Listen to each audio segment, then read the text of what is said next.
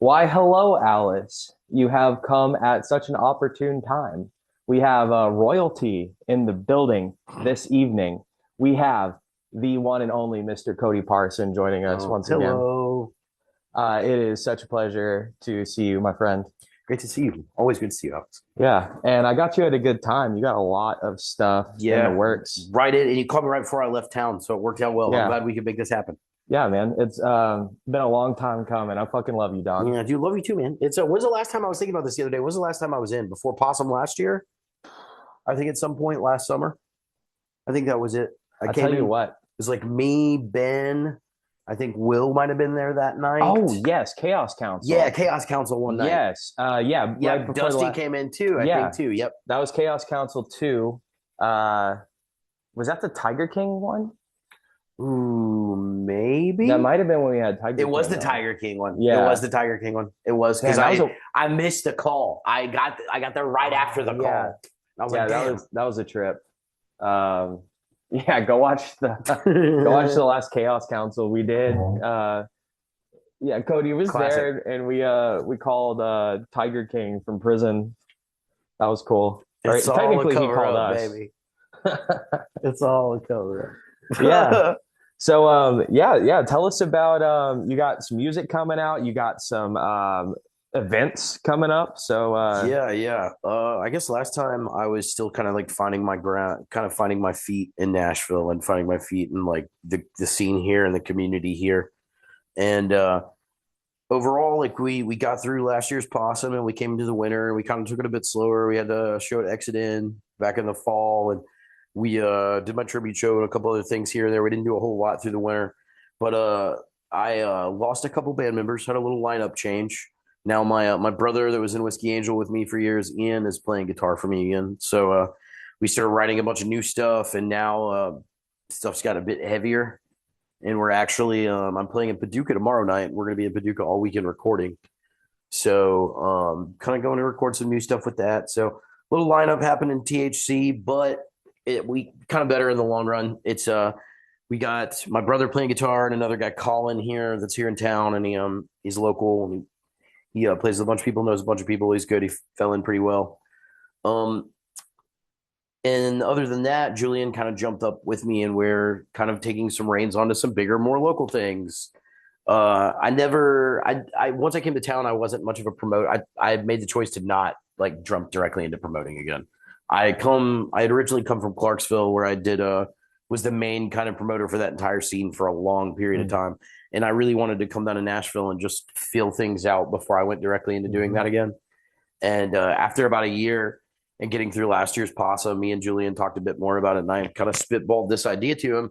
I said, well, the one thing I've noticed that like we don't have, um, there wasn't, I even noticed in a market the size of Nashville where there's something happening like every night, there isn't a lot of consistent free things. mm, There are things sometimes, like we talked about it, we have a new faces night, every week from the basement and stuff. But, and there's a few, there's a Honky Tonk Tuesday, and there are a couple other things here around, but nothing centered on our side of like the DIY scene and kind of the underground that we're yeah. all a part of.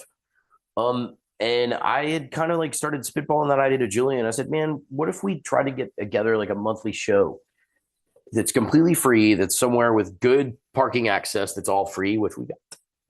So like, and something that we could involve as many different people from different facets of the community as possible. Mm. Because when I got into raving a couple years ago and really got into EDM, it kind of changed a lot of my outlook, not only about like the way I approached being a promoter and being involved socially and networking in a community, but it kind of changed like my dogmatic approach I had always had to music in general. Mm. So like to me, music was always about being in a band, and I was always in a rock band. Rock and roll was my entire identity, my whole life. But once I kind of stepped out of that bubble and did more of the rave thing for a second, I seen other facets of it. So I started to appreciate maybe more aspects of things that I hadn't done before. And once I kind of brought that idea more to Possum, I realized there's a lot of different circles down here that never interact with each other. With me coming from a scene like Clarksville, Yeah. if you did your own thing, I kind of kept on tabs with everybody, no matter what that own thing was, because it was their own thing. Yeah. So I would keep up with any original producers, DJs, bands, artists. Like they may in a normal circumstance never cross each other, but with the way I ran a scene and the stuff I did, you've been to Possum. Yeah. I try to include as many different types. Yeah. I'm not stingy about the people I include. If you're making good art, I fuck with it, you know? Yeah. And that's kind of the way I've always looked at it. And I more or less I noticed that wasn't so much like a universal idea down here. Yeah. Yep. You've seen it firsthand, I think, like how many things are very, very separated. Oh, dude. Yeah. I mean, like I have like we do a similar thing with Bunny Roo where we try to get like different genres. Exactly. Like we had a comedian this year, like just very eclectic and like weird shit. Like it doesn't make sense as a show actually. And that's like what we're trying to figure out there too is like it's like you know, Courtney Warner had it in a fucking hilarious set, but I think like it was working against her coming off of like a like loud as fuck music. And then it's like right. And that's finding the flow of a show. Yeah, and that's not her fault. Like I set her up poorly and she still had a great set. I'm realizing that if I'm gonna do that in the future, like I gotta introduce her and like or the comedian and like let people know what's going on because people are just confused. Right. Like if you didn't pay attention to the lineup, you don't know what's happening. Right. You don't really know. You know? Mm-hmm. That's why somebody like emceeing or something's always a good aspect of something like that too. Some transitions between people. Yeah. It helps the flow, especially for an audience that may not anticipate something like that. So yeah, it works out well. But yes, I know exactly what you're talking about. Nashville is a very cliquey kind of place. I try to really like Neef calls it mixing animals. Yeah. Mixing the animals is like getting people together that just for the chaos. Exactly. Man. That aren't normally going to be at the same places. Absolutely. Yeah. And I know you're very much about that. That's too. why I love that idea. That's drives home. That's what I knew that you guys totally in this institution is exactly about what I was about. Because there's not many instances where, you know, the little songwriter girl that might be playing Twin Kegs is going to run into the weird DIY 8-bit guy that's like playing crushing synthwave on the same lineup, part of the same free show. Yeah. It's a hard thing to sell. Like you were saying, finding the way to present that to an audience that's going to be accepting of that is a hard bargain sometimes. Yeah. People like us thrive in the chaos. Exactly. We got to break down these walls, baby. I'm about it. Absolutely. Yeah. So we spitballed this idea back and forth a bit, me and Julian did. And this winter we found us a new little spot we started going in town.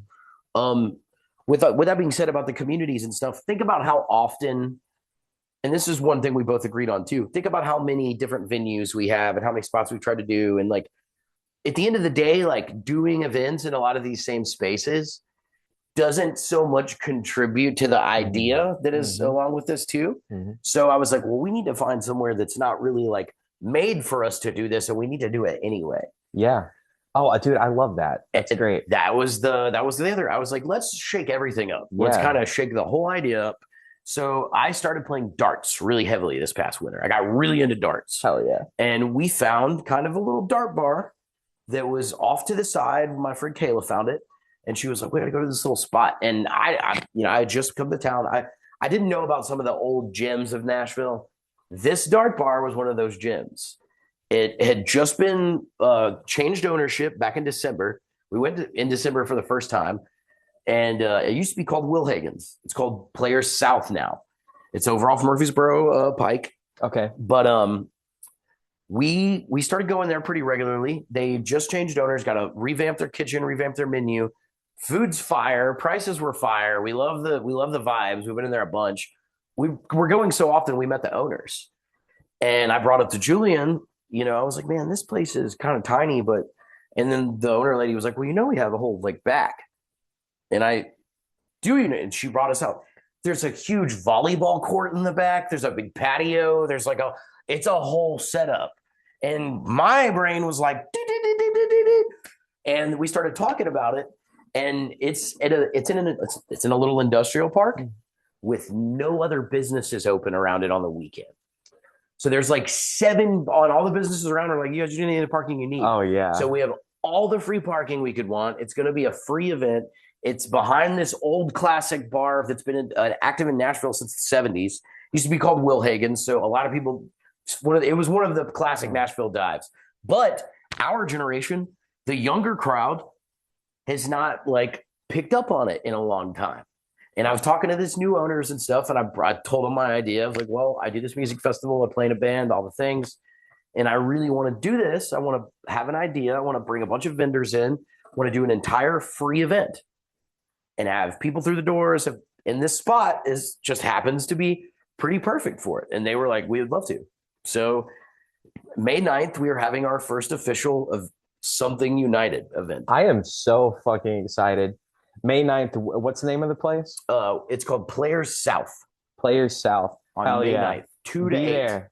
I'll be there. And then that's a monthly thing through the rest of the season. It's gonna be through October. Yeah, we're gonna do it for the rest of the summer. Dude, let's fucking go. Yeah, it's gonna be fire. So I'll send all the dates to you. Figure out which day you want to do something at. If you want to, however you want to do it. We want to get as many people involved as possible. Yeah. And that's my main goal is to I've noticed it, we just talked about it. There's so many cliquey little circles in this town. And that's one of the main things I wanted to say. I was like, we need something that I feel like, and it's great to be on a Saturday afternoon because how often Saturday night plans, everyone has plans all the time. But I know for a fact a lot of people in this town have Saturdays to kill sometimes. Yeah. And you have a little free time. Weather's getting better. Hit it up through the season. We plan on having some comedians. We plan on doing the array of stuff. We have some fire performers already signed up. We have vendors every weekend. I want to bring like a tarot reader out. I would love as many different facets as we can bring under one thing to create something that's united. Back to what we were talking about, it being like Nashville being cliquey. It's like, I feel like a lot of people, especially, from like out of state coming in, it's not about what Nashville can do for you. It's about what you can do for Nashville. That's what I fucking love about you, man. It's like you like, if you don't know, this man, I appreciate you, is responsible for not possum stock, but a bunch of other shit as well. This man bleeds for not just his art, but for art in general. Well, that's why I like people that put it on and give people a platform and talk about the things that other people don't. For the community. And that's really what the idea of it was. Me and Julian had talked a lot, and I said, we need something that I feel like, well, somebody's going to stop by at least. They have no real reason not to. If they have 15 extra minutes on a Saturday in Nashville, why not drop by, see who's playing at the moment, see who's vending, say hi to what people we can get out. I was like, if there's something more community centered, and to be honest with you, like I've been asked by a lot of people, I'm working right now to get a couple sponsors on it, honestly, just so I can pay some of the bigger bands I'm bringing in. Because I've had, because of my history with some people, I was able to pull in some acts that you probably wouldn't be able to pull in for a first time event like this. Dude. But those same people have also been like, what if they couldn't do the first one? I've had a lot of good friends that are like, which one can I do? How can we? So it's taken a lot of years of pouring and meeting people and people that I know that do care about the sense of community to want to do something like this. And, yes, first of all, yes. Second, like when bands play with the same bands at the same venues all the time, it's the same cycle of bands that they play with.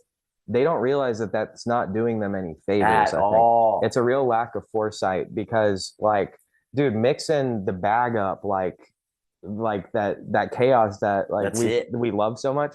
It's like that's responsible for all of the people that I've met and that are in my life right now.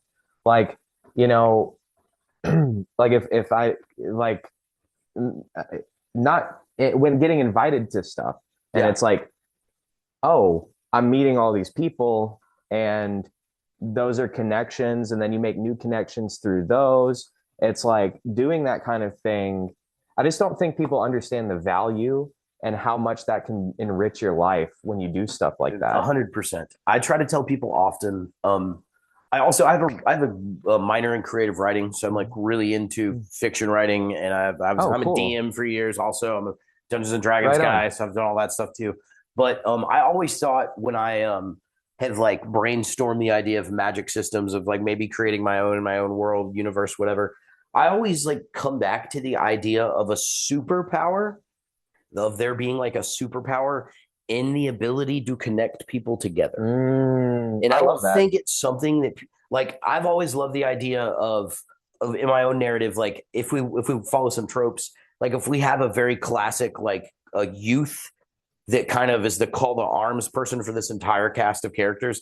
At the end, maybe it's revealed, maybe they're looking for their superpower in life or their like special thing.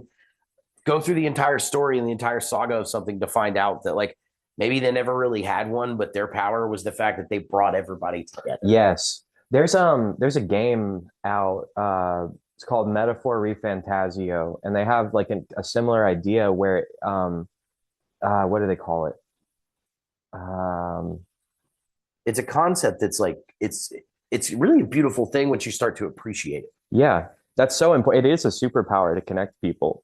And Um and like you were talking about when sometimes you see like these incredible like relationships that spark from these things that you make happen. yeah. And like so I've been throwing this music festival for 12 years this year, and like there's a few people in my life that are married and have kids that tell me they met at my music festival. Oh my You God, know? that's amazing. That's and beautiful. you see I getting to see stuff like that years down the line, or wind up getting to see some of the coolest art I've ever heard because these two people randomly met because their two bands were playing that never would have met each other otherwise Yeah. on some event like we're talking about. And the threads that connect everyone, and you see these webs and how interconnected, that's why they call it networking, you know? It's everything is so connected. And I don't think I don't think a lot of people think in terms of trying to make things like that happen. Yeah. It's not a site like you and I are people that enjoy the chaos. Now, some people are intimidated by that. Yeah. Some people are very much like they're afraid of it. Yeah. You know, and going out of the bubble sometimes like shows us where we're supposed to be. Yeah. And Absolutely. I think there's so much growth that can come from that. Yeah. And I mean, that was a huge part of me even coming down here and like jumping in this pond. Because like I'm not saying I was a big fish, but like I'd like to think I had things happened at home for years because I realized that like I could make things happen because like there wasn't a lot going on. Still there, man. Like you're going to Paducah. Like you're not just rooted here. Like I'm still roaming around. You're just expanding your horizons, and that's exactly. I love that. Absolutely, I love that. absolutely, 100%. Yeah, like I like this magic system you're talking about because the thing it reminded me of is not exactly the same. It's different, but it's like there's like an aggregate, like an awakener. So it's like if you are at the height of yourself, what that does to the people around you is it awakens them as well. So like when you shine really brightly, the people around you realize that they can do that too, and it awakens their personas as well. I absolutely. That's honestly that's kind of like that's almost the entire mantra of like DIY. Yeah. You know? Yeah. And it's definitely in like I feel like there's an old clip from interview with Tupac Shakur's talking about it, and he said like what are we supposed to be, selfish? Because maybe we're not supposed to be the one that changes the world, but maybe we're supposed to spark it for somebody else. Yeah, it's not all about you. Not at all.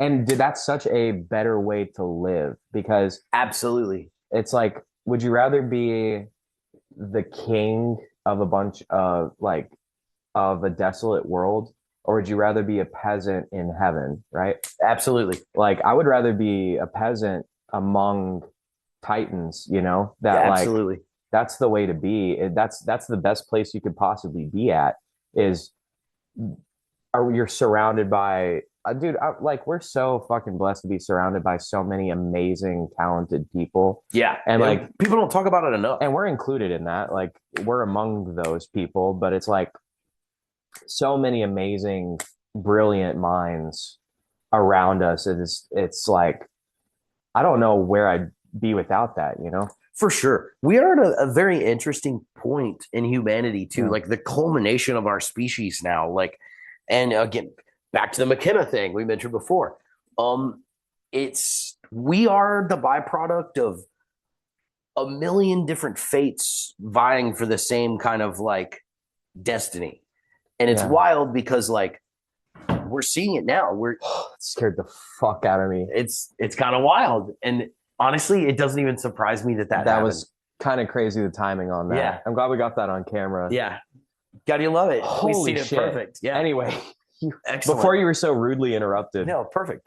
So that was just affirmation to me. I wouldn't call it interruption. That was affirmation in my book, the way I'm seeing things. I really feel like we as a species, like we just talked about, things are getting weirder, and we are at the culmination of that weirdness. We're seeing it, and we are getting to be the ones that live it. Yeah. And it's like our is the real purpose in life to impose your will or power on something, or is it to like radiate in an existence with other people and enjoy that? Yeah. You know, it's to fall in love with like the existence and like who you share that with. Yeah. There's all for one, which is like the king. And then there's one for all, which is like, I don't know, like a Christ spirit or something. Or it's like, I'm here for you. You're like, let's all be together. And like, that's the only way, man. That's the only way. That's the only way. Is. That's actually the only thing that's going to save us is community, man. That's it. 100%. That's all there is. I think, and I think as these days get darker, and as we know, like the current timeline is a wild one we're living in. We could go on all night about that. But I think as things get darker and things get weirder, we're going to fall back to that sense of community. And it's going to be one of the only things that like a lot of us have. Yeah. Once things start to deteriorate and like the institutions that, you know, make up the current things start to fall away, it's going to be a wild time. And the things that people are going to look for and find the most comfort in is each other. Yeah. You know, because we're more connected than we've ever been, but we're more alone than ever. We definitely got to touch grass and get back to like loving each other for sure. Because I mean, we're not going to survive if we don't have that. Yeah, exactly. In a major way, you know. It's fundamental. It's fundamental. Yeah. And I'm hoping that, you know, if anything does happen, like my only plea with fate, destiny, God, whatever you want to call any of these like forces at power, is that if something does happen, I hope it unites us more. Yeah. That's what like, and again, circling back to the event, that's kind of the entire idea behind us doing something united. Damn it. Dude, what the fuck? Something united, man. And not all, that's the thing. Some forces don't want something to be united. Others can't deny it. Okay. I'm not even surprised, to be honest with you. Like, I mean, I'm not surprised. I don't even know what to say about that. It was wild. But that's where we came to it. Me and Julian had a long talk, and like we were going back and forth trying to come up with a name. We're like, this idea, it needs to be something about the scene, something and I said, it needs something united. And it was 4 or 5 times, and it was like, that's exactly what it is. That's the name. Something united. And honestly, that's us together in our team, because Julian and I are taking like kind of like lead on this, but we have a lot of people involved. Something united, and we have the page now and stuff too, is actually going to be the team behind Possum Stock. Oh, shit. So we're moving into like that right direction. On. Yeah, you were telling me, so the Something United shows are going to lead up to Possum. That's fucking awesome, dude. And we're still going to do a few after it, so we'll have it through the rest of the season. Our last one will be like in October, so it'll be like a big Halloween kind of blowout later in the season. I can't wait. I'm so fucking and hyped. We want to include as many cool people doing cool things as possible. I'll do whatever the fuck you want. Well, see, that's why I think that like it would be cool to have, like you said, the little variety episode of the Rabbit Hole where you have a few different people join the tea party for a bit, in and out. Yeah. We could honestly set up a cool little setup for it too. You heard it here first. Rabbit Hole at Something United. It's perfect. Yeah. What's the name of that place again? Players South. Players South. Hell yeah. It's wild, but everything kind of fell into place the way I was thinking it would. And as it started to come together, it was like, oh, okay, this is definitely the direction that I want to take things. And like, I THC, or our band, me and Julian's band, we've started writing heavier music, but by the same token, we're also jamming way more. So it's also a little jammier. And I've noticed a huge part of this scene that like a lot of people hadn't touched base with. Like the jam community isn't very united here. Like it's very sporadic and spread out. Dude, Nashville needed you, man.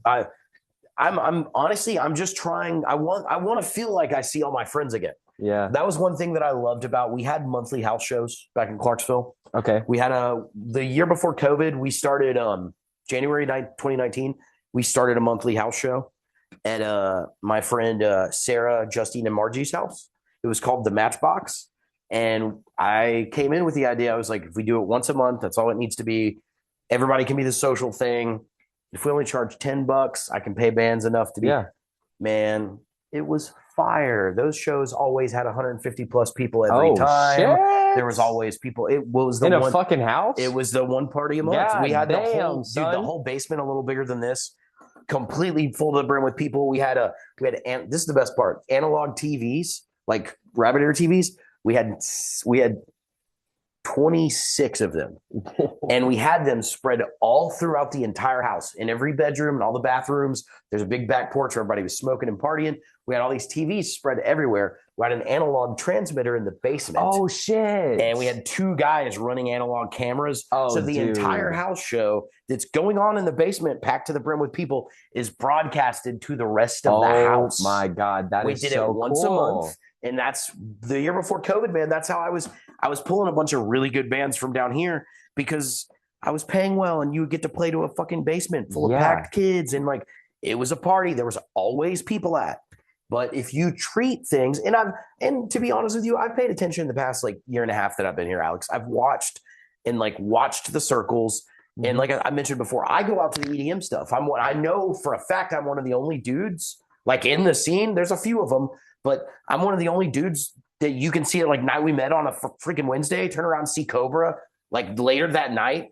Friday rolls around, I'm at the office, and I turn around, I'm going to the East Room. Yeah. I'm going to all these venues that all the local people play at, but they never cross each other. Yeah, they I don't even know where other. the EDM stuff happens. Exactly. And we have like 4 rooms in I guess town. I know about the office, but that's about it. Well, the Night We Met is over off Broadway downtown, right across from the Gulch. It's right over there by Whole Foods. It's kind of like more of the house club. It's like the club. Love Night We Met. But there's so many different facets to the culture that make up these little scenes.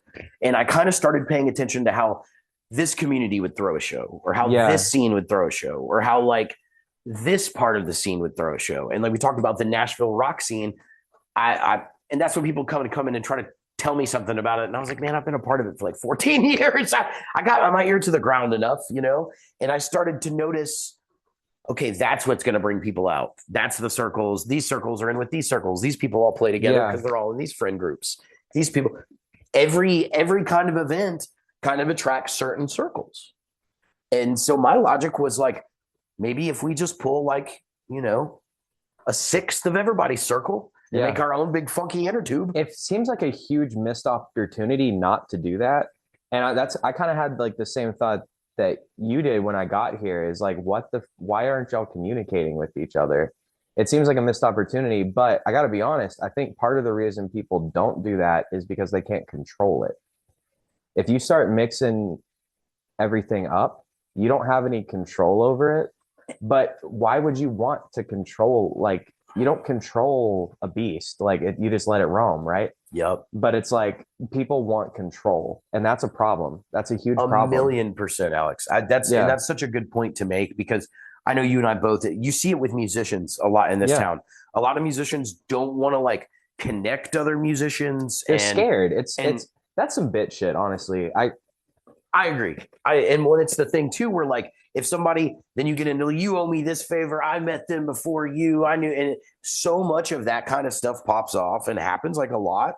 And I'm a lot of people see me for a long time as just a gatekeeper, because I was the promoter in my town. I booked the shows, I did all the things, and I tried really hard for a long time in that scene to kind of squish that idea.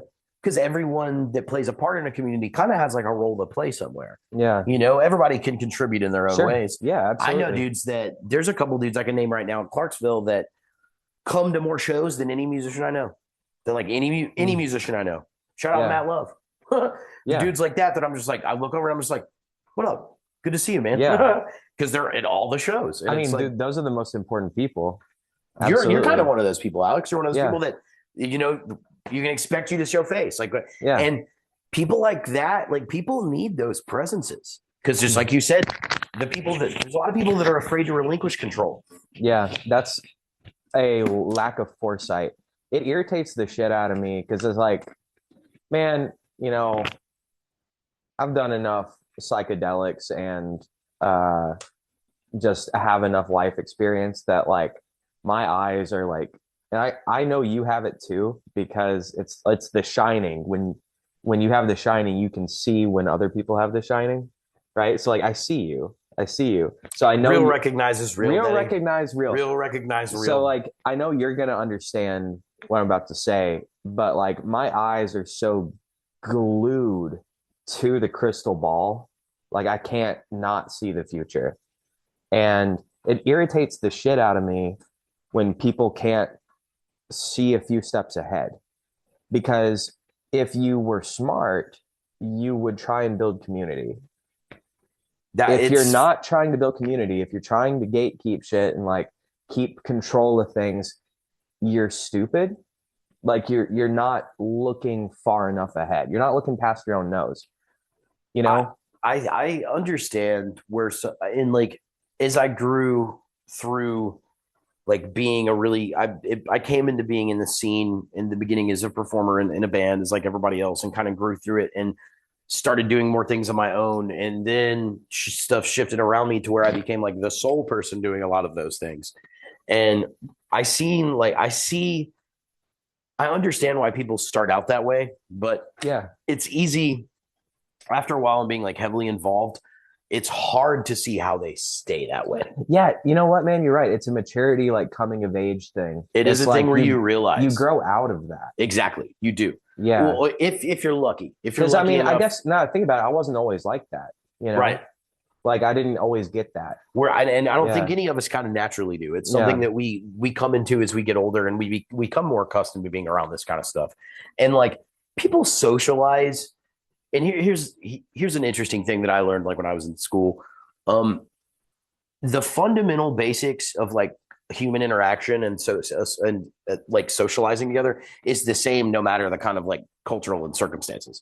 Like whether it's a rave scene or you know a goth industrial night scene or the indie rock scene of East Nashville or whatever it is. Like a lot of trends and patterns are easily recognizable and can be like watched out for.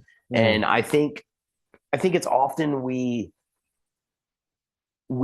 get wrapped up, and I think we, as in anybody who is part of that certain scene or community of those circles, gets wrapped up in like identity politics of things, and like it gets lost really quick when everyone's worried about being the stank of something. And it's easier. It's always for me. It's always things feel so much more real when the community aspect is there. I think it's the main reason I stayed in Clarksville for as long as I did after the people before me kind of left. I come into college and like played through school in my early 20s and stuff, was in like a local band, and I played regionally and did all this stuff. I was like, I had a music scene. I wasn't the dude putting on the shows, but I was like a part of it and helping those people. And when they closed that venue and everything started to change, I was like, I wasn't thinking about losing my band or losing the shows. I was thinking about losing the network we had all built around us. Yeah. And I said, people were like, well, why are you doing this now? And I was like, because somebody needs to, like, because it's important. Yeah. You know, It's something that matters. Even if like my individual music doesn't matter, but the institution of like the community that's already been established here matters. Yeah. And I think back, I've been thinking about this phrase a lot lately. When MTV came out in the 80s and like cable television started to take out a little bit and like things really started to shift, Tom Petty was doing an interview and he says in this interview, he's like, now the biggest radio station is the TV. And I think we went from the biggest radio station being the TV to being socials and like the internet now. And the thing is now, and this is proof in the pudding, you are encouraged to build a community virtually before you're ever Yep. encouraged to build one Yep. You're so in right. person. You're so fucking right. Like, how many people know their neighbors, like their next door neighbors? Exactly. I don't want to. That's the problem. And that's a whole thing. And when you think about it, like, way more of our existence is here now than it is here now. You're so right. And it's hard to like, it's really hard to get people to overcome that. You think we're gonna have a resurgence? You think live music is gonna have a pop like in the future? A part of me really let's bringing the AI into the discussion now. Yeah, I didn't mean to derail you. No, perfect. Yeah. It fits in perfect. I think so, because like performance is one thing that like AI can't do. People are starved for real authenticity. They just don't know that they're missing it. But soon people are going to wake up and realize that that's the thing they're missing is actual human contact. Humanity. Yeah. Like, so you're ahead of the curve, like putting shit together, because I think that's where that might, I don't know for sure, actually. I don't know. But I think maybe that's where we're headed, is we're going to have a resurgence of like congregating. 100,000,000%. Well, also we talked weirdness of times, a weirdness of days, temps changing. I think the humanity of what we do is going to become way more important to people in the future. Yeah. It's going to become necessary. It's what makes us like what we are. Yeah. And I think like congregating like that and socializing, and like, I think it's a huge part.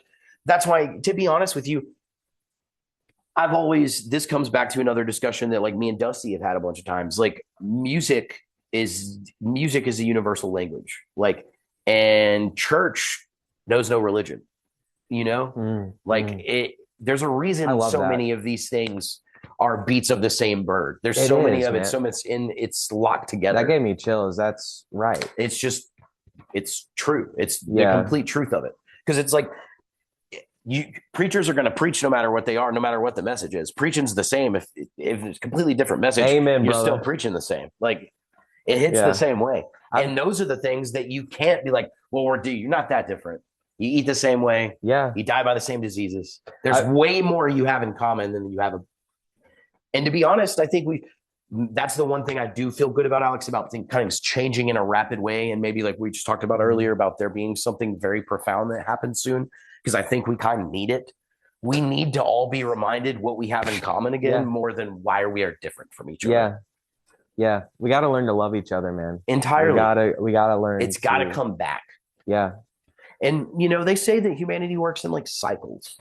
Oh, so maybe, for sure. Maybe we're back into a point where like things have gotten so divisive and so like where the chaos is shooken up so hard that like, oh, we're all going to remember we're settling all back on the bottom together, man. This is a very hopeful conversation. You're making me feel better about it, because I've been kind of nervous, but that's like, we're overdue for a reminder. Yeah. We're overdue for like a harmonious thing. Yeah. And I would love that. I would love if we did have something as a species that made us all feel a lot smaller again. Yeah. Because I think like we're very much in love with ourselves right now. Like, and I think we need to be reminded that like, we're still kind of specks. Yeah. Yeah. And then like in the grand scheme of things, we're not shit. You are special, but you ain't. Yeah, you are, but you're not. Yeah. But that by the same token is kind of like what makes, really getting to know people and really like investing time in like contact and relationships with people and developing like, having discussions like this. I feel like that's what huge part of what I love doing doing this. Yeah. Is like, I don't think people are having these conversations, Not at all. Like, and now yeah. Most communication now is curated. When you think about it, the majority of communication doesn't happen in person anymore. Yeah. So it's not, people can't fuck up. People can't trip over their words. People can't feel the awkwardness between two souls when they're like, We just had a moment, didn't we? We just had a moment. And like, you can't feel that virtually all the time. I'm not saying you can't feel something for somebody that you communicate with steadily like that, but there's something that can definitely be said for in person. Yeah. Like intermingling and like coming together with people that you may not, talk to every day. Yeah. Or who's to say that, that's why I love the idea of bringing so many people into a cast of like one event and shaking it up and being like, what wild thing is going to come from this? What new weird old lady is going to find out she likes playing with fire today? I love we don't that know because you're aware that you don't have any control over at that, all, and that's kind of the point. And that's the beauty of it. Yeah, of course, absolutely. Yeah. And I'm a person that is like very much like I have my fingers in a lot of things, and I'm involved with a lot of stuff. So having aspects of my life where I'm just like, I don't know what's going to happen, is kind of fuck around and find out. Entirely, it's the mantra. It's just like, oh, this is fantastic. We don't know what could happen. Something awesome might happen. Yeah. And I love seeing that. I love seeing that in real time. You're a magic man. Like honestly, I'm just trying I'm trying to make sure we still keep it. Yeah, dude, you're keeping it alive, man. Because it's here. It's out here. We got it. If you look for it out in the world, it's definitely here. My takeaway from what you're saying is like people are starved for this and they just haven't figured that out yet. They know something's missing, but they haven't put the pieces together. And I think people are going to start figuring it out soon, that the thing they're missing is exactly what you're talking about. Just new experiences, like mixing it up and like putting yourself out there. Growing as people. Yeah. And I started thinking like this. I guess like 2 months ago, February, I had a dinner with a social media manager, and like she's a big social media manager, like 2 really huge artists. And like I was talking to her about stuff, and she was asking me, she was like, why aren't you active on TikTok and stuff like this? And I told her, I was like, well, I just haven't found like my workflow for those platforms yet. I haven't really. And she goes, well, you realize that you're like the kind of person that like needs to be doing that. She was like, the majority of people that are on platforms that are even like chasing content creation or any kind of like social thing like that, they're looking for things. They're looking for content and things to make all the time, and stories and connections. And from the dinner I had with her, she was like, you do this every day. Yeah. She's like, and she's like, all the stuff people fake on all these platforms all the time, you don't have to. She was like, you need to prioritize this more, because doing things like you're talking about that's huge. That's plenty of content. That's what I say all the time.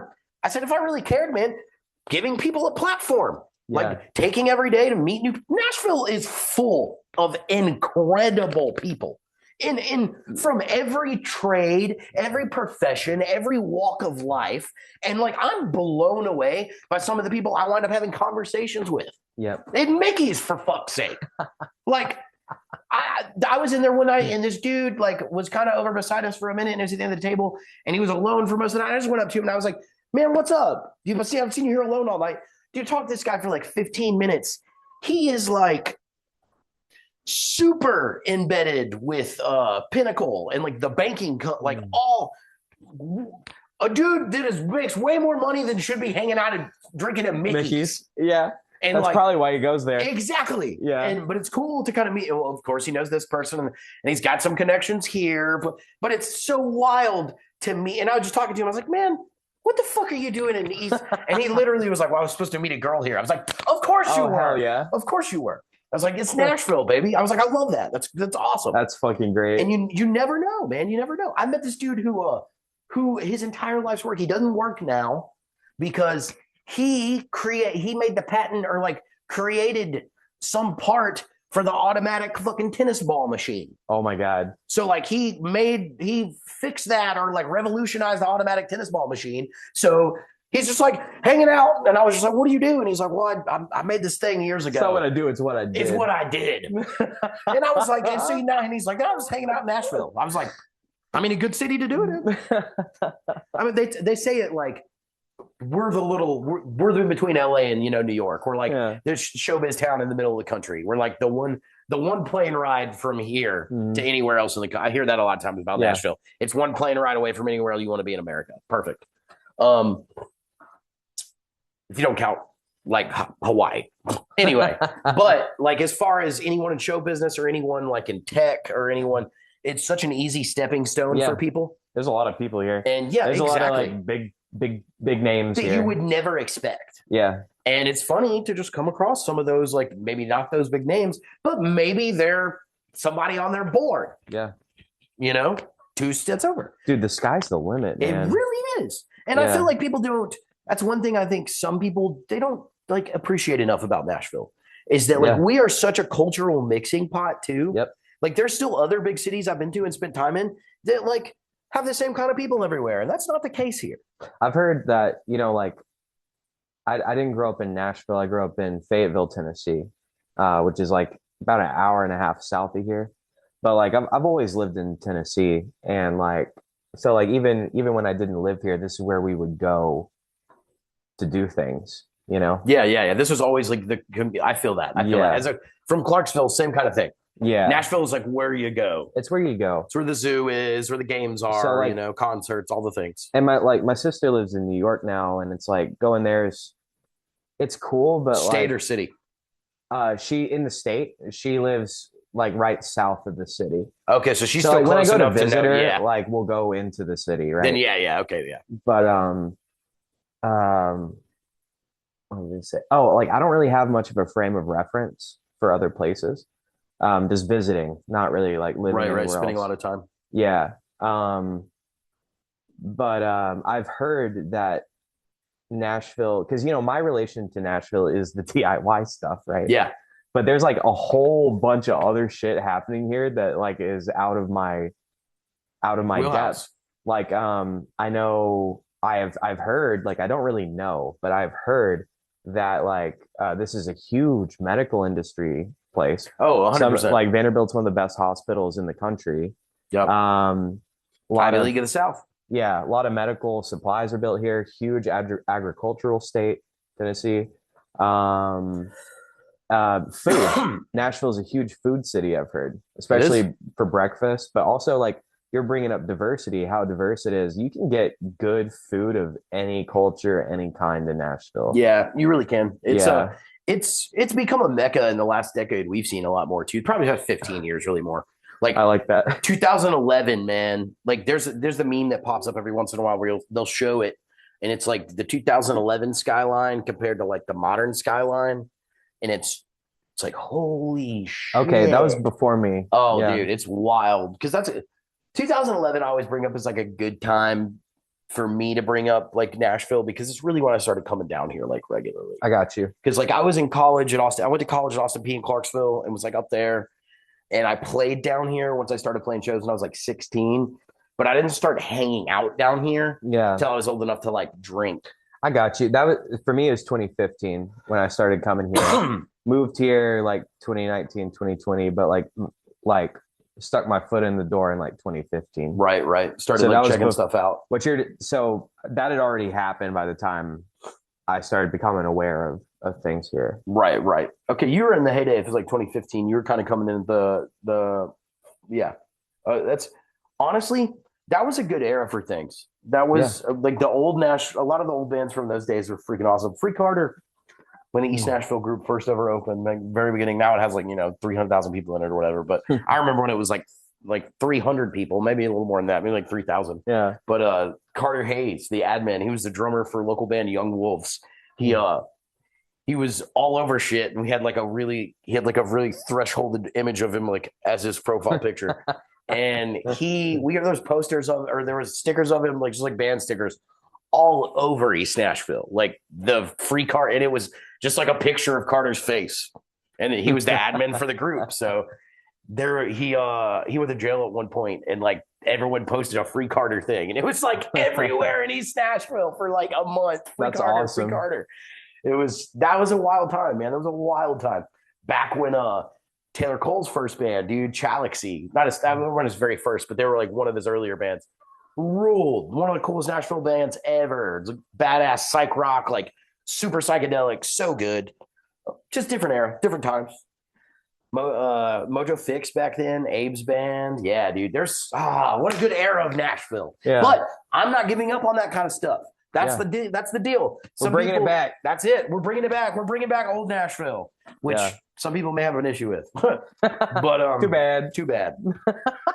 I mean, my roommate, Matt TV, his band, dude, Video Vixen is super in that fame. They're Dakota's band. They kick ass. They have definitely that like Nashville circa 2014 sound. Hell yeah. It's awesome though. It kills. And like I caught them at East Side Bowl not long ago. They were fucking sick. yeah, the 50, yeah, that show. They rock, dude. I love them. They're one of my favorite locals. They're gonna play. They're gonna be on one of the Something United this summer. Oh hell yeah. So honestly, gonna bring in a lot of people. So if anybody watching, you know, if you care about it and you care about interested in doing something like this, holler at us because we're gonna be trying to accept people. We're gonna accept vendors. Like we want to get as many different people as often as possible. Yeah. So like building up the circle that way and extending the olive branch out to more and more people because that's it just doesn't happen enough here. Oh, like, for sure, man.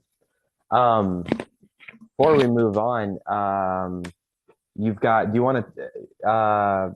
You already touched on it a little bit. Do you want to talk more about some of the heavy music you got coming out for Heavy Change?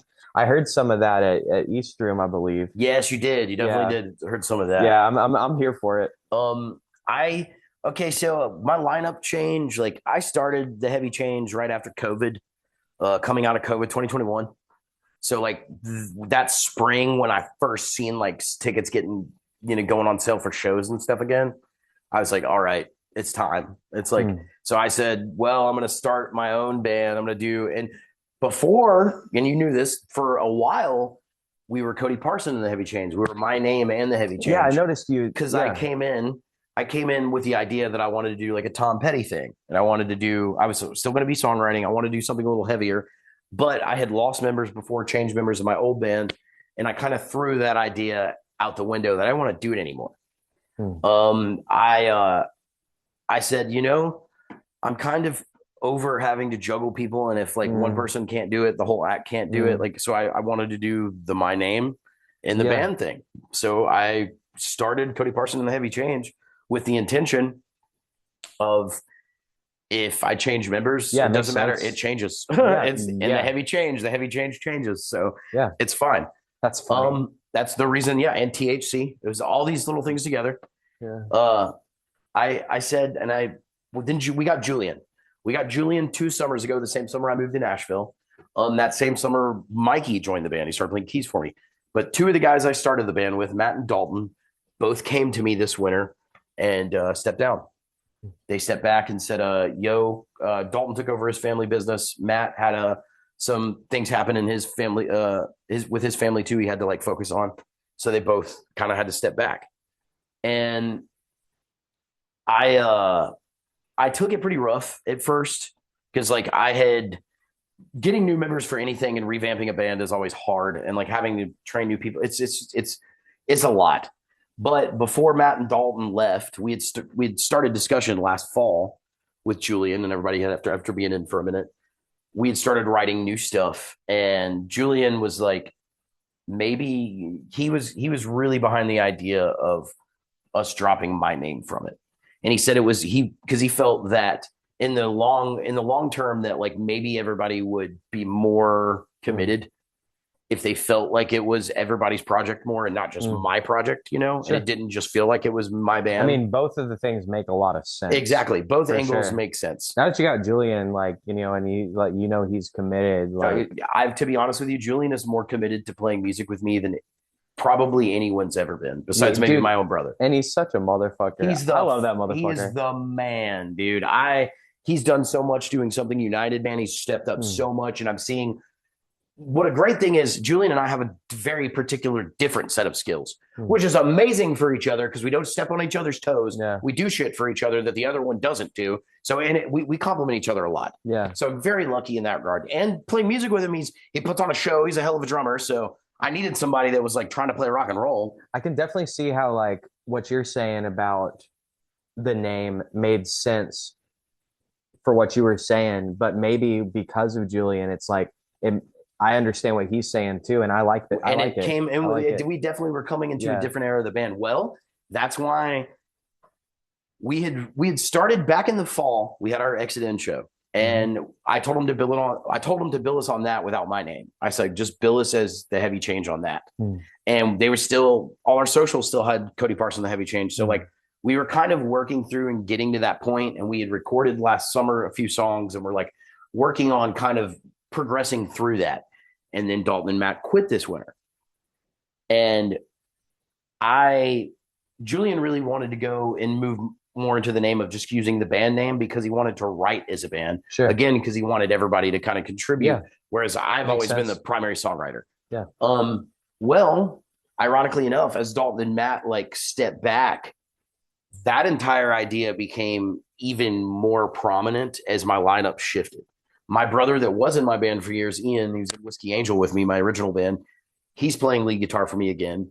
Now Mikey, the keyboard player that's always been, has stepped up more and is singing backup with me, where he didn't do that before. Now he's singing backup with me on all the stuff. Colin, our new bass player, Colin is super into like synthy stuff and like a lot of electronic stuff too. And he's into psych rock and jammy rock.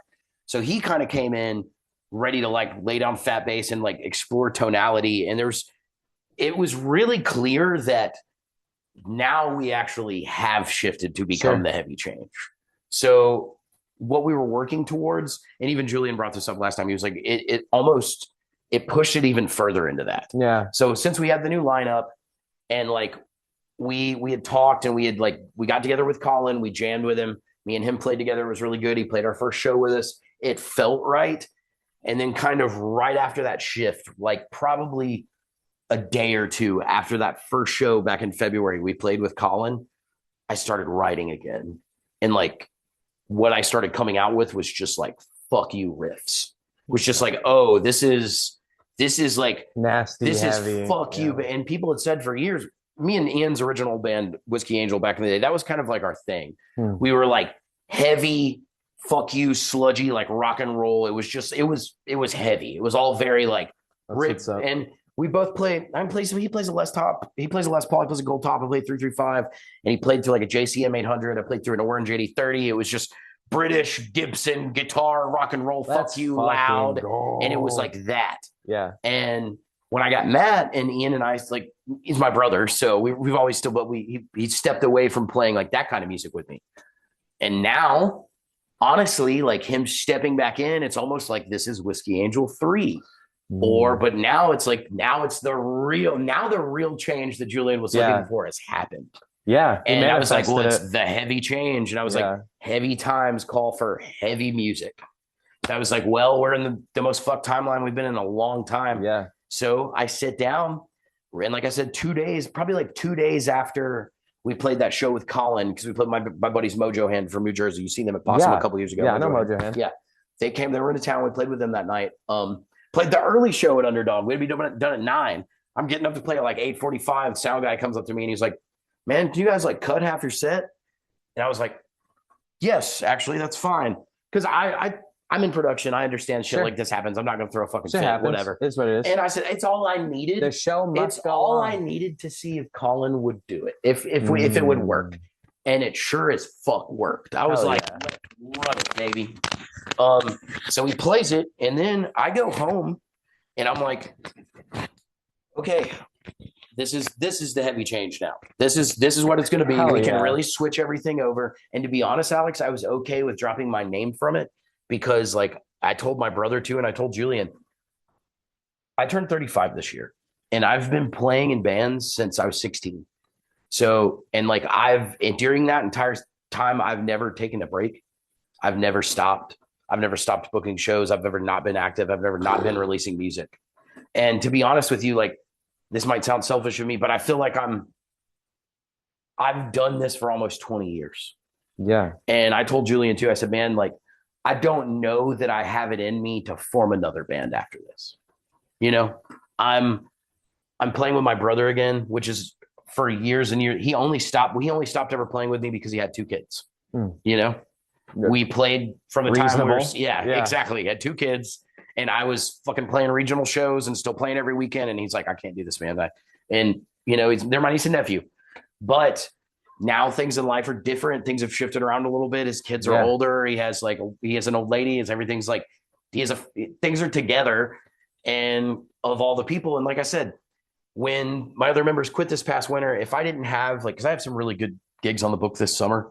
If I didn't have like as many good gigs this summer, I don't even know that I could tell you, Alex, that I would still even be pushing to do it. Because I've been doing this 20 years, man. And like, there's not a lot of people I meet in this still that are still at our level that can say that to me. And like, it's just something that I wonder, is there something else in life I'm supposed to do? And I've wondered that a lot of times. But with this, I told Julian, I said, man, I'm doing this with my brother again. This has all happened. And what's wild about Colin is Colin and I met for the first time back in December at Julian's birthday. And this was like the big party, like 20 people, everyone's hanging out, we're having dinner, everyone's like, and Colin and I like met that night and locked in and talked like the whole night and super hit it off. And Colin had told Julian, he's like, yo, dude, I super get along with Cody. And I told him, I was like, your old bass player, Colin, fucking rules, dude. He's awesome, super nice. So the moment I lost Dalton and Matt, Julian was like, what do you think about Colin? And I was like, let's fucking go. Colin. And Colin was like, I'm not playing in a band at all right now. Let's fucking run it. Yeah. And he came into the first rehearsal we had with him, knowing every one of my songs already. Like, what could I ask for? You know what? Such a cool, down-to-earth human being. He's a killer player. Like I said, this is the last. I was good with dropping my name from it, Alex, because like this is probably like, and I feel really good about this band. I feel this project, this time in my life. Like, I feel like this is the heavy chain. This is it. And this is, because honestly, like, I don't know that I'll ever do a band after this. Yeah. I really don't. And you needed to be comfortable with it. I mean, because I totally get what you're saying about like the original name is like, you got to be comfortable and confident in it before you could make that kind of change, Exactly. Entirely. But you're feeling it and like, yeah. And that's where it's one of those things now where I love these 4 dudes I'm playing with. I feel like everything's in the right way. I'm making the music again. I feel like I'm supposed to be making. And I just like, I'm not saying I'll never be in another band because I'm, but I don't know that I'll continue. Yeah. I don't know that I'll never make any other kind of music like this again. Sure. Like this is my last stab at being in a fuck you rock and roll band. Yeah. And I'm okay with that. I'm 35. My brother's 33. Like we've been doing it since we were 17 and 19. Yeah.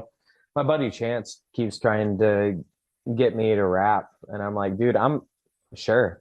And like he's like, cool, because I wrote a bunch of bass parts for you. And I took them to Neef and we laid them down. Chance, like tall Chance? Yeah, Chance? Yeah. Oh, okay, bet. Yeah. And I'm like, dude, like, I don't know anything about making music.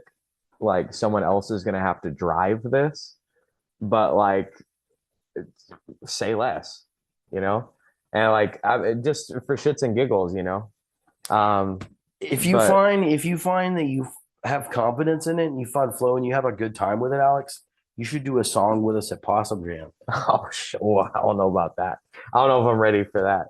I guess. Okay. All right. Well, you've seen that's kind of what we do with Possum Jam too. Actually, y'all did some really badass jam, like feel good. Yeah, we do songs everybody knows. We do singing stuff, and like those kind of shows are fun, man. I do really love the Possum Jams for the ones I've been to. You've seen them all now. You've went to the past 2. Yeah. I only started the jam in the 10-year anniversary. Oh, okay. Yeah, I had never done it before. It was always just like my solo set or my regular set. But that's what I was like, well, I play a fucking regular set all year. I was like, that's what am like I one going to do? The jam's like one of the best things that happens. Exactly. That's now after I did it that first time, everyone's like, we have to do this like every year now. I was like, yeah, I know. And honestly, Julian's a big part of that too. He came in at the first. Well, Julian always tells this story because he loves it. He and I became really good friends that summer back in 2024. He and I had met in passing at Revel. He was living up in Clarksville for a second. He was out at a show one night. And somebody was like, yo, introduced us. And I was like, yeah, man. I stayed in touch. And I had seen him playing when him and Cordy were together. I'd seen him drumming with Hussy Fit before. And I was like, and we talked again. And I was like, this is that guy. I stayed in touch with him. And we became friends. And he and I were like talking back and forth a lot and like going through. And at that point, that spring when we had talked a bit more, I told him, because we played a month or two before that, Titans and THC played together. Okay. I played with him and we all played on it was at First Fridays at Underdog. The very first Fridays I played for Josh. Right. And it was like THC, Titans, and me and Julian seen each other in person again and like started talking nonstop. And at that point I was kind of going through my breakup my partner at the time. When I was in the 10-year relationship.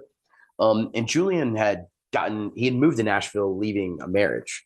So like Julian had been in a long-term thing and it ended too. So we kind of hit it off out the gate really hard. And we talked a lot. We became good friends completely aside from music. Yeah. And that's when I realized, like, even with him, I was like, this dude is genuine as fuck. He's not some musician that's trying to milk me for something. He's not trying to get shit out of me. He just wants to be my friend. He's a real one. And he's a real dude. And so we started talking more and all the time, and stuff started happening.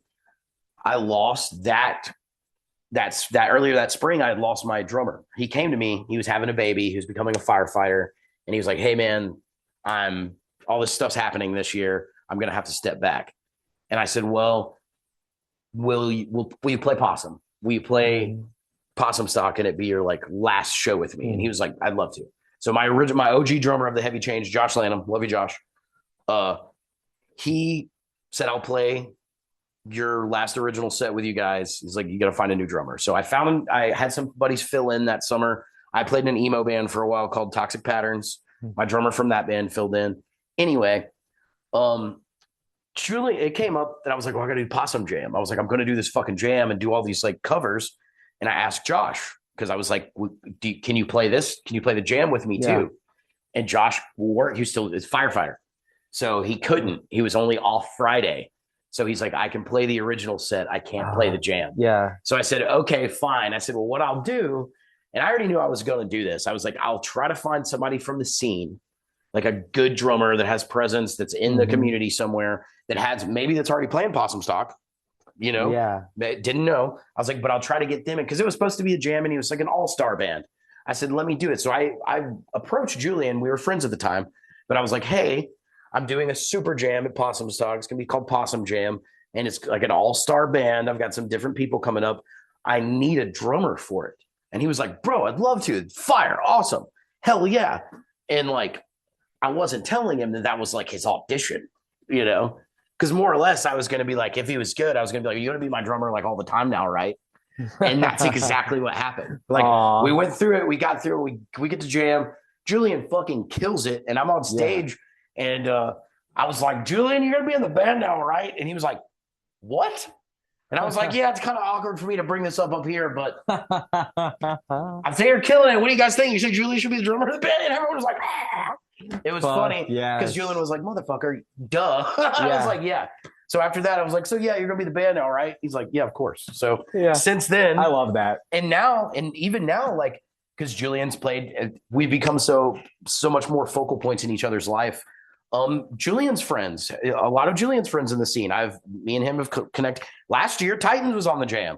We brought up, Vince and Kurt to come up and jam with us to do the Chumbawamba song.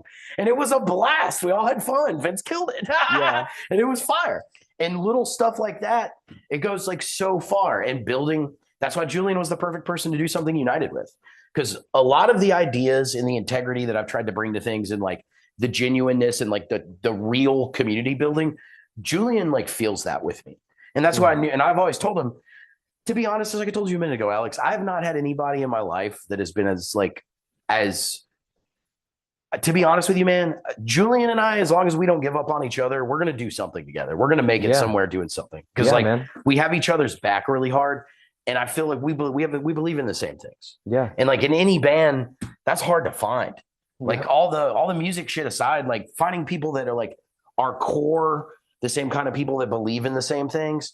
That's why I was just like, he and I knew really quick. I was like, man, we're gonna put each other in the ground, motherfucker. One of us is gonna bury the other one. Yeah. That's the joke I always say when I know that somebody like, I was like, you're gonna fucking bury me one day. Like and Julian's one of those people in my life, man, that as long as the way I see it, it's like I told you, music has changed so much for me. It's like, I don't know what direction I'm going to go in eventually or what, but as long as I'm like playing in a band, Julian Fleck's probably going to be my drummer. Like, to be real. He's a great one. He's a fantastic drummer. He he's lays good. It down, man. And his partner now is one of my long-term friends. I introduced him to his girlfriend, Tori. It's like, and it's funny because like everybody's life's like, where did you meet her? And he's like, in Cody. Oh, that's the mixing the animals thing we've been talking about. Yeah, me and Tori have been friends for like a decade. I've known Tori since she was 16. Okay, that's coming to shows. That's cool as fuck. And it was great because I finally convinced her. She was rock climbing in Nashville over the summer last summer. And she was like, you got a show tonight. I want to come. I was like, hell yeah, it's awesome, Tori. It was great to see you. I ain't seen you in months, yada yada. And literally on the way to the show, I was like, you know who Tori's type is? Julian's type. And I'll never forget it, man. We played that another underdog show with Mojo Hand on tour. We played with them that night, and Tori came up, and Julian was like, "Who is this?" I was like, "Julian, meet Tori." And now they're moving in together this weekend.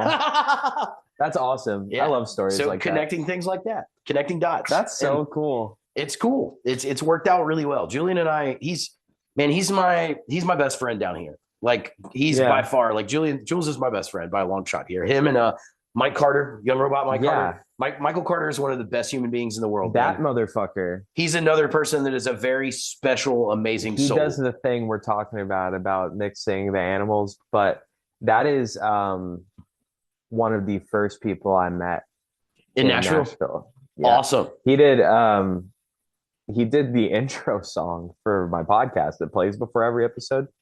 That's Michael Carter. That's all him, man. He gave me 3 songs to choose from as the intro, and I was like, I like all of these. I really like this one because I knew you were gonna say. I knew you were gonna pick this. Yeah, dude, I love Mike Carter. He's one of those people in Nashville too that like I joke about because like Mike Carter's also one that when I pull up a lineup from like 2016 or 2017 that's got my old band Whiskey Angel on it. I look 2 lines over. There's Caligula of Mike Carter's old band. It's like, and that's why he and I always joke with each other. It's like, man, we've been doing this together for a fucking decade. Like, we've been in the trenches together for a long time, Daddy. I used to live in Columbia, Tennessee, and it was probably 2015. Michael was in a band called Koala Tea Party. Koala Tea Party. With Alex Sanchez. Oh, man. And Devin Arnold. And I'll forever love Alex Sanchez too. Oh yeah, dude. I mean, like, brilliant fucking producer, but it's like if you ever get the chance to see this man play guitar, it's like he's like such an eccentric soul. Jesus Christ, I love him. You're telling me he's crazy. So we threw this crazy basement party at my house in Columbia, and for some reason people drove down to it. I mean, not for some reason. It was Koala Tea Party, Fable Cry, and Francis and the Foundation. Oh, then that's why people drove to it. Yeah, that's why. Yeah, it's not a mystery why. Man, but I seen Fable Cry back for the first time in 2012 at an art exhibit at Austin P, and they were fucking incredible. Hell yeah! It was Zach and the girl. When it was just him and the girl. Joanna. It was so good, man. I was floored. So they were like steampunked out, and I was just like, not to interrupt, sorry. No, you're good, but man. Tanzit's crazy, great band. You're telling me it was a sick lineup in my fucking basement. In your basement. And Alex took out a hammer, he had like a what do you call that? Like a ballpoint hammer? Is that what it's called? Yeah. And was running across his frets, like of course he was strings, like a fucking violin, dude. I've never seen the craziest fucking thing I've ever seen. I'm tripping my fucking balls off, and I'm just like, I can't move, dude. Right. I'm just like what the hell? I didn't know what they were gonna do, and they did that, and I'm like, what is happening right now? That's it's sick, like though. I'm melting. It's one of the most spiritual experiences of my life. Anyway, dude, I go way back with Michael. He is the OGs, I owe a lot man. to that dude. Yeah, such a great soul. Great soul. Yeah. Honestly, another person, and he's, they've got Sky Daddy going on and got him and Cam have their own crew and stuff, and they do their own things. They help with Possum every year. But Mike is somebody Young Robot will be on one of them this summer for sure. One of the Something United dates. Just because Mike and I are like we're longtime boys. Yeah. We've been boys for a long time. And he's one of those people that is committed to the kind of institutions that you and I are talking about that need to be expanded upon in this. He's another one that just like you, man, that just like bleeds and starves for art, and not just y'all's art, but other people's art. And just really community oriented. 100%, man. Like, I mean, it's a huge blessing to have people like y'all. I won't reveal what it is, but they have a little surprise at Possum Stock for everybody. Young Robot does. Okay. So okay. just saying. Oh shit! I won't go into say on what it is. I'll let Mike do that talk. But enough said, my boy. He kind of came to me and was like, he's like, we've played every year and we always play an original set too. He's like, I think we need to do like you're doing. We need to change it up. We need to like give people a reason for something different. Okay. And I said, I love the idea. And his idea is fire. I fucking love it. When he told me, I was like, yes. But you'll see it on the poster announcement. You'll see it on the poster. Okay, it's another special fun thing. Sorry, go ahead. To be honest, we a lot of the acts that we have involved this year are doing things that aren't their normal sets. Oh, that's sick. So like everybody's literally kind of trying doing alt stuff. Everyone's trying to make it like an occasion. Like Freeze is doing something really, really cool. Like I'm like, oh, that dude's got like a fucking all states tour coming up. Breaking a Guinness Book of World Records, baby. Yeah. All 50 states in 30 days. No big deal. No big deal. Yeah. Gotta love it. Dude, I'm so here for it. Don't mean to put you on spot. No. Do you want to say when the lineup is coming up? Oh, yeah. 420. Oh, hell yeah. 420. We'll be dropping posters and tickets 420. So. Hell yeah. 420, the lineup for Possum Stock will be available. Yeah. And also Something United every month at Players South. Yep. Yeah, and Heavy Change is recording new music, and you'll be hearing that soon as well. A lot of stuff in the works, man. Trying to make cool stuff happen. Always. Dude, Cody, it's always so nice talking to you. Always such a pleasure, Alex. This was a banger. Yeah, man. I love you, dude. Love you too, man. Thanks for having me. Absolutely. Literally anytime. Yeah, we'll do it again soon. And we'll see you next week. Yeah. Bye.